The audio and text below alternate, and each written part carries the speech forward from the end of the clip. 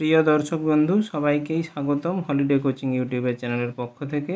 আজকে আমি তোমাদের জন্য নিয়ে হাজির হয়ে গিয়েছি ক্লাস 11-এর সেমিস্টার ওয়াইজ যে প্রশ্ন ফার্স্ট সেমিস্টারের 2024 সালের এমসিকিউ প্রশ্ন কিছু নিয়ে। তোমরা জানো প্রত্যেকেই যে তোমাদের ভোকেশনালের কেমিস্ট্রি বিষয়ের 35 নম্বরের এমসিকিউ প্রশ্ন হবে। সেই ইউনিট 2-এর যেখান থেকে 15 নম্বর রয়েছে পরমাণু গঠন, এই অধ্যায়ের কিছু এমসিকিউ প্রশ্ন। এই প্রশ্নগুলো পরীক্ষার জন্য খুবই গুরুত্বপূর্ণ এবং এরকম টাইপেরই প্রশ্ন তোমাদের পরীক্ষাতে আসবে। তাহলে মূল ভিডিওর পর্বে চলে যাওয়া যাক। অবশ্য যাওয়ার পূর্বে বলবো বন্ধুদের চ্যানেলটি সাবস্ক্রাইব করে পাশে থাকা বেল আইকনটি প্রেস করতে ভুলবে না নিত্য নতুন নোটিফিকেশান পাওয়ার জন্য। এবং কিছুদিনের মধ্যেই তোমাদের বাকি যে অধ্যায়গুলো রয়েছে সেগুলো নিয়েই এমসিকিউ প্রশ্ন আমি তোমাদের সামনে উপস্থাপন করব। নতুন বন্ধুদের শেয়ার করে জানিয়ে দিতে ভুলবে না, লাইক করতে ভুলবে না। তোমাদের এই লাইক এবং শেয়ার এই দুটো জিনিস আমাকে উদ্দীপিত করে বা উদ্দীপনা জাগায় তোমাদের সামনে নতুন ভিডিও নিয়ে আসার জন্য। এই প্রশ্নগুলোর পিডিএফ ফাইল কমেন্ট সেকশানে এবং ফার্স্ট কমেন্টে এবং তোমাদের ডেসক্রিপশান বক্সের লিঙ্কে দেওয়া থাকবে, সেখান থেকে তোমরা ডাউনলোড করে নিতে পারবে। এবং ইউনিট 1-এর যদি না প্রশ্ন পেয়ে থাকো অবশ্যই ডেসক্রিপশান বক্সে লিঙ্ক থাকবে অথবা আই বাটনে থাকবে, সেখান থেকে তোমরা দেখে নিতে পারবে। তাহলে চলে যাওয়া যাক মূল পর্বে। তোমাদের ইউনিট 2-তে প্রথম অধ্যায় রয়েছে পরমাণুর গঠন। এই পরমাণুর গঠনে তোমাদের প্রথম যে প্রশ্নটি দেওয়া রয়েছে, রাদারফোর্ডের পরমাণু মডেলে আলফা কণা কোন পাতের উপর বিচ্ছুরণ পরীক্ষা করা হয়েছিল। অর্থাৎ রাদারফোর্ডের পরমাণু মডেল যে আবিষ্কার হয়েছিল সেখানে আলফা কণাকে কোন পাতের উপর বিচ্ছুরণ করে তার থেকে যে সিদ্ধান্ত উপনীত হয়েছিল সেই পাতের কথা বলা হয়েছে। সেই পাতটি এতে প্লাটিনাম পাত, সিলভার পাত, সোনার পাত কোনোটিই নয়। তোমরা প্রত্যেকেই জানো যে সেটার উত্তর হবে সোনার পাত। এরপরে পরমাণু নিউক্লিয়াসে কোন কোন কণা অবস্থান করে। ইলেকট্রন ও প্রোটন, প্রোটন ও নিউট্রন, ইলেকট্রন ও মেসন কোনোটিই নয়।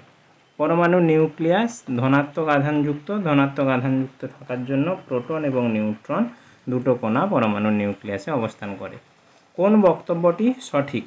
ঋণাত্মক আধানযুক্ত নিউক্লিয়াসকে কেন্দ্র করে ধনাত্মক আধানযুক্ত প্রোটন চারিদিকে অনবরত পরিভ্রমণ করে। কথাটা একটু ভালো করে খেয়াল করো। ঋণাত্মক আধানযুক্ত নিউক্লিয়াসকে কেন্দ্র করে না, ধনাত্মক আধানযুক্ত নিউক্লিয়াসকে কেন্দ্র করে ঋণাত্মক আধানযুক্ত প্রোটনগুলো ইলেকট্রনগুলো চারিদিকে অনবরত পরিভ্রমণ করে। এটা ভুল হবে। ইলেকট্রনগুলির অবিরাম আবর্তনের জন্য নিরবিচ্ছিন্ন বর্ণালী পাওয়া যায় না, ইলেকট্রনগুলো অবিরাম আবর্তনের জন্য আমরা রেখা বর্ণালী পাই। এটাও ভুল হবে। ইলেকট্রনগুলির কৌণিক ভরবেগের মান mvr সমান nh/2π এর সাথে সমান নয়। তাহলে এটা কিন্তু আমরা জানি কৌণিক ভরবেগের মান nh/2π এর সঙ্গে সমান, এখানে কিন্তু সমান নয় কথাটি বলেছি। ইলেকট্রনগুলি নিউক্লিয়াসের চারিদিকে অবিরাম আবর্তনের ফলে সৃষ্ট উপবৃত্তাকার কক্ষপথ ইলেকট্রনগুলি নিউক্লিয়াসের চারিদিকে অবিরাম আবর্তনের ফলে সৃষ্ট হয় উপবৃত্তাকার কক্ষপথ। এখানে 4, অর্থাৎ 4-এর দাগের উত্তরটি কিন্তু সঠিক, অর্থাৎ তোমাদের ডি এর অপশানটা ঠিক হবে, বাকিগুলো কিন্তু নয়। 4-এরটাতে কক্ষের ক্রমিক সংখ্যা n হলে প্রতি কক্ষে ইলেকট্রনের সর্বোচ্চ সংখ্যা হলো। যদি n এর মান 4 হয় তাহলে বলেছে যে সর্বোচ্চ ইলেকট্রনের সংখ্যা কত হবে, 3n²। না, n যদি ক্রমিক সংখ্যা হয় কক্ষের তাহলে ইলেকট্রনের সর্বোচ্চ সংখ্যা কত হবে, 3n², 4n, n², 2n²। আমরা জানি যে 2n² হয়। উচ্চ শক্তি স্তর অনুযায়ী সাজালে কোনটি সঠিক হবে, 3d < 3s। না, 3d কিন্তু 3s lower energy, 3d higher energy, এটা কিন্তু ঠিক নয়। তারপরে বলেছে 2s < 1s। না, 1s অরবিটালের এনার্জি কম, প্রথমে ইলেকট্রন এসে 1s এ প্রবেশ করে। 4p < 3d, 4p তারপরে বলছে 3d। আর এটাতে বলেছে 3d < 5p, 5p বেশি 3dর থেকে। এখানে কিন্তু 4p তারপরে বলছে 3d, 4p, 4s এর আগে কিন্তু 3d আছে, এটা কিন্তু হবে না, হবে উত্তর D, 3d less than 5p। আমরা হুন্সের নিয়ম অনুযায়ী ইলেকট্রনগুলো শক্তি স্তরে সাজালে তাতে যে ক্রমগুলো ছিল তাতে যদি তোমরা লক্ষ্য করো এবং তোমাদের যদি কোনো অধ্যায় যেগুলো পরীক্ষা হবে তাতে যদি কোনো সমস্যা থাকে বুঝতে, কমেন্ট সেকশানে তোমরা কমেন্ট করতে ভুলবে না, তাহলে আমি তোমাদের সামনে সেই অধ্যায়গুলো উপস্থাপন করার চেষ্টা করব। কিন্তু সব কিছুই নির্ভর করছে তোমাদের উপরে, তোমরা কেমনভাবে জিনিসটিকে নিচ্ছ আরও সুবিধার্থে। কপার 29-এর ইলেকট্রন বিন্যাস কোনটি ঠিক? কপার হচ্ছে 29, আর্গন 18, 18 আর 10, এখানে কিন্তু 28 হচ্ছে, এর ইলেকট্রন সংখ্যাই ভুল রয়েছে। এখানে 9 2 11, 11 18 হচ্ছে 29, এটা ঠিক রয়েছে ইলেকট্রন সংখ্যা। এখানে 11 আর 18, এখানেও ইলেকট্রন সংখ্যা ঠিক রয়েছে, কিন্তু এই বিয়ের দাগের অ্যান্সারটা হবে না, কারণ হচ্ছে এখানে ডি অরবিটাল ফুলফিল নেই। আমাদের সি অপশানটাই ঠিক হবে, এটা আমরা হুন্সের নিয়ম অনুযায়ী কিন্তু পড়েছি। তারপরে রয়েছে 7 দাগের তোমাদের ক্রোমিয়াম 24, ক্রোমিয়াম 24-এর কোন ইলেকট্রন বিন্যাসটি ঠিক হবে? ক্রোমিয়াম 24 আর্গনের সঙ্গে কিন্তু 6টা ইলেকট্রন যুক্ত হলে আর্গন 6টা রয়েছে, 24 কিন্তু হবে না 18-এর সঙ্গে 24, কারণ এখানে 3d অরবিটাল ফুলফিল নেই। যেখানে 3d অরবিটাল হাফ ফিল নেই, তোমাদের এই অপশানটি সি এরটা ঠিক হবে। ক্রোমিয়ামের ইলেকট্রন বিন্যাস আর্গন 3d5 4s1। কোন জোড়টি পরস্পর আইসোটোপ? আইসোটোপ মানে পরস্পরের প্রোটন সংখ্যা সমান। প্রোটন সংখ্যা সমান অর্থাৎ নিচের যে ক্রমিক সংখ্যাগুলি দেওয়া রয়েছে সেই সংখ্যাগুলো সমান হবে। সেই সংখ্যা সমান ক্ষেত্রে এখানে 8 18 19, 18 19 এটা কিন্তু হবে না, তোমাদের ডি এরটা হবে ক্লোরিন 17 35 এবং ক্লোরিন 17 37, এটাই ঠিক হবে। কোন জোড়টি পরস্পরের আইসোবার মানে তাদের ভর সংখ্যা সমান হবে, অর্থাৎ উপরের ক্রমিক সংখ্যা সমান হবে, সেটা হচ্ছে তোমাদের বিয়েরটা 19K 40, পটাশিয়াম 40, 18 অর্গান 40। কোন জোড়টি পরস্পরের আইসোটোন মানে নিউট্রন সংখ্যা সমান। নিউট্রন সংখ্যা সমান আমরা কি জানি? ভর সংখ্যা বিয়োগ নিউট্রন সংখ্যা, n ইকুয়াল টু বলতে পারি অ্যাটমিক ভর সংখ্যা বিয়োগ প্রোটন সংখ্যা। প্রোটন সংখ্যা যদি পি দ্বারা প্রকাশ করা হয় প্রোটন সংখ্যা অর্থাৎ নিচের পারমাণবিক ক্রমাঙ্ক, তখন যেটাতে তোমাদের বিয়োগ করলে দুটোর ক্ষেত্রেই সমান হবে। সেই ক্ষেত্রে যেমন ধরো 14 থেকে 6 বিয়োগ করলে 8, 15 থেকে 7 বিয়োগ করলে 8, তোমাদের সি এর অপশানটা ঠিক হবে, পরস্পরের আইসোটোন। আধুনিক পর্যায় সারণীতে কোন শ্রেণী নিষ্ক্রিয় গ্যাসের মৌলগুলি অবস্থান করে? আধুনিক পর্যায় সারণীতে 18 নম্বর শ্রেণীতে নিষ্ক্রিয় গ্যাস অর্থাৎ 0 নম্বর তাকে বলা হয়, শ্রেণীতে নিষ্ক্রিয় গ্যাসের অবস্থান করে। সন্ধিগত মৌল কোন ব্লকে অবস্থান করে? সন্ধিগত মৌল ডি এর অপশানটা ঠিক হবে, ডি ব্লকে অবস্থান করে।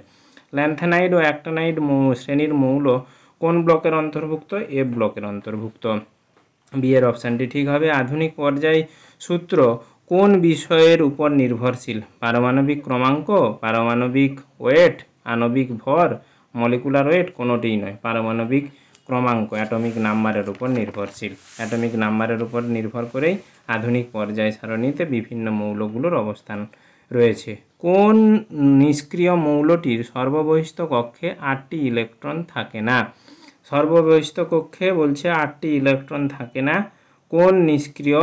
তোমাদের হচ্ছে হিলিয়াম। হিলিয়ামের ক্ষেত্রে নিষ্ক্রিয় মৌল হলেও এর কিন্তু সর্ববহিস্থ কক্ষে 8টি ইলেকট্রন নেই। আধুনিক পর্যায় সারণীতে শ্রেণী ও পর্যায় রয়েছে যথাক্রমে 12, 11 ও 7টি, 18 ও 9টি, 18 ও 7টি, কোনোটি নয়, 18 ও 7টি সিয়েরটা। পরমাণুর ব্যাসার্ধ বা আকারের কোন ক্রমটি সঠিক? পরমাণুর ব্যাসার্ধের আকারের কোন ক্রমটি সঠিক? আমরা জানি পরমাণুর যদি পর্যায় বরাবর বাম দিক থেকে ডান দিকে যাওয়া যায় ততই কি হবে? পরমাণুর ব্যাসার্ধ কমতে থাকবে এবং উপর থেকে নিচের দিকে গেলে পরপর ব্যাসার্ধ কিন্তু বাড়তে থাকবে। তাহলে কোনটা হবে? সোডিয়াম, ম্যাগনেসিয়াম, অ্যালুমিনিয়ামের সোডিয়ামের বেশি, তারপরে বলছে ম্যাগনেসিয়াম, তারপরে অ্যালুমিনিয়াম, তারপরে lithium less than sodium, less than potassium, less than rubidium, আর iodine greater than bromine, greater than chlorine, greater than fluorine, oxygen less than nitrogen, less than carbon, less than bromine. তোমাদের C এর অপশানটাই ঠিক হবে। পর্যায় ও শ্রেণী বরাবর আমরা যত নিচের দিকে যাব তত পারমাণবিক ব্যাসার্ধ বাড়বে, অর্থাৎ আয়োডিনের বেশি, তারপরে ব্রোমিন, তারপরে ক্লোরিন, তারপরে ফ্লোরিন। আয়নীভবন বিভবের কোন ক্রমটি সঠিক? আয়নীভবন বিভব অর্থাৎ জোর করে যদি ইলেকট্রনকে প্রবেশ করানো হয় তাহলে কোন ক্রমটি সঠিক হবে? সব থেকে বেশি কিন্তু I3, তারপরে greater than I2, greater than I1, C এর উত্তরটা ঠিক হবে, সি এর অপশানটি। এস, পি, ডি এবং এফ অরবিটালের আয়নীভবন বিভব এর কোন ক্রমটি সঠিক হবে? এস এর বেশি না পি এর বেশি না ডি এর বেশি না এফ এর বেশি? এস হচ্ছে সব থাকতে এস এর বেশি হবে, তাহলে তোমাদের এস যেখানে গ্রেটার দেন এই এস লেস দেন রয়েছে F less than D less than P less than S, এই উত্তরটি ঠিক হবে। তোমাদের এফ এর কিন্তু সব থেকে কম হবে, এস এর সব থেকে আয়নীভবন বিভব বেশি। বেরিলিয়াম বোরনের মধ্যে কার আয়নীভবন বিভবের মান বেশি? বেরিলিয়াম এবং বোরন, বেরিলিয়াম এবং বোরন এদের মধ্যে আয়নীভবনের বিভবের মান বেশি, এই প্রশ্নটা কিন্তু তোমাদের জন্য দেওয়া থাকলো, তোমরা কমেন্ট সেকশানে এর উত্তর জানানোর চেষ্টা করবে। পরবর্তী সময়ে আমি এর উত্তর অবশ্যই জানিয়ে দেব। তাহলে এটা কিন্তু তোমাদের জন্য থাকলো, তোমরা চেষ্টা করো, যদি না পারো আমাকে অবশ্যই কমেন্ট সেকশানে কমেন্ট করতে ভুলবে না। তারপরে হ্যালোজেন মৌলগুলির ইলেকট্রন আসক্তির কোন ক্রমটি সঠিক? হ্যালোজেন মৌলের ইলেকট্রন আসক্তি অর্থাৎ ইলেকট্রনকে তার নিজের দিকে টানার ক্ষমতা ফ্লোরিনের সব থেকে বেশি, তারপরে ক্লোরিন, তারপর ব্রোমিন, তারপর আয়োডিন, তোমাদের ডি এর অপশানটা ঠিক হবে। ইলেকট্রনের আসক্তির একক হলো ইলেকট্রোভোল্ট বা kilo calorie mole inverse, ampere, আর ক্যালোরিগ্রাম, দিয়ে বলেছে কেলভিন মোল। ইলেকট্রন আসক্তির পরিমাণ কিন্তু তোমাদের এর অপশানটা ঠিক হবে, ইলেকট্রন ভোল্ট বা kilo calorie per kilo calorie mole inverse. মৌলের তড়িৎ ঋণাত্মকতার মান নিম্নলিখিত কোন কোন বিষয়ের উপর নির্ভর করে? পরমাণুর ইলেকট্রন আসক্তির উপর, পারমাণবিক ব্যাসার্ধের উপর, পারমাণবিক মৌলের পারমাণবিক সংখ্যার উপর, পরমাণুতে উপস্থিত কক্ষ সংখ্যার উপর। তোমাদের পরমাণুর ইলেকট্রন আসক্তির উপরও তড়িৎ ঋণাত্মকতা নির্ভর করে, পারমাণবিক ব্যাসার্ধের উপরে নির্ভর করে, মৌলের পারমাণবিক সংখ্যার উপরেও নির্ভর করে, পরমাণুতে উপস্থিত কক্ষ সংখ্যার উপরে নির্ভর করে, অর্থাৎ তোমাদের এর অপশানটাই ঠিক হবে। 1, 2, 3, 4 সবকটি ঠিক। এক্স 235 92 মৌলটিতে নিউট্রন ও প্রোটন সংখ্যা কত? নিউট্রন সংখ্যা আমি বলেছিলাম 235 থেকে 92 বিয়োগ করতে হবে, প্রোটন সংখ্যা মানে পারমাণবিক ক্রমাঙ্ক যত সেটাই প্রোটন সংখ্যা 92, অর্থাৎ 235 থেকে 92 বিয়োগ করলে হবে 143, যেখানে 143 92 রয়েছে, সি এর অপশানটা হবে 143 92, এই অপশানটা ঠিক হবে। কোন আয়নটি কোনো ইলেকট্রন নেই? কোন আয়নটির কোনো ইলেকট্রন নেই, অর্থাৎ তোমাদের ইলেকট্রন সংখ্যা বের করতে বলেছে, যে ইলেকট্রন নেই, দেখো হাইড্রোজেন 1 1, এখানে যদি 1+, যেহেতু প্রোটন এখানে একটা ইলেকট্রন ছেড়ে দিয়েছে, একটাই ছিল ছেড়ে দিয়েছে, এই জন্য এর ক্ষেত্রে এই আয়নটির ক্ষেত্রে কিন্তু ইলেকট্রন নেই, বাকিগুলোর ক্ষেত্রে কিন্তু ইলেকট্রন রয়েছে। কয়টি উপকক্ষ আছে ও কি কি? কয়টি উপকক্ষ আছে এবং কি কি? পরমাণুর ক্ষেত্রে কয়টি উপকক্ষ রয়েছে? উপকক্ষের সংখ্যা কিন্তু 4টি, সেই 4টি কি কি? এসপি, ডিএফ, তোমাদের সি এর অপশানটা অর্থাৎ ডি এর অপশানটা ঠিক হবে তোমাদের, এসপি, ডি ও এফ। পারমাণবিক ব্যাসার্ধ মান পর্যায় বরাবর বাম দিক থেকে ডান দিকে গেলে বাড়ে, একই থাকে, কমে, বাড়বে বা কমবে? পারমাণবিক ব্যাসার্ধ পর্যায় বরাবর বলেছে বাম দিক থেকে ডান দিকে গেলে পরপর কমে, সি এর অপশানটা হবে। মুখ্য কোয়ান্টাম সংখ্যা n সমান 4 হলে কটি গৌণ কোয়ান্টাম সংখ্যা পাওয়া যাবে এবং ও কয়টি উপকক্ষ পাওয়া যাবে? মুখ্য কোয়ান্টাম সংখ্যা 4 হলে আমরা মুখ্য কোয়ান্টাম সংখ্যা 4 হলে 3টি পাবো উপকক্ষ, সেই 3টি উপকক্ষ হচ্ছে এস, পি এবং ডি উপকক্ষ পাবো। কোন উপকক্ষটি আচ্ছা, তারপরে ডি এরটা বলেছে উপকক্ষে কতগুলি ইলেকট্রন থাকতে পারে? ডি উপকক্ষে ইলেকট্রন থাকতে পারে 10টি, ডি এর সর্বোচ্চ ইলেকট্রনের সংখ্যা হচ্ছে 10টি। এরপরে 30-এর প্রশ্ন বলেছে ঘূর্ণন কোয়ান্টাম সংখ্যা বা স্পিন কোয়ান্টাম নাম্বার এস এর মান কত হতে পারে? এস এর মান -1/2 এবং +1/2, বি এর অপশানটা হবে।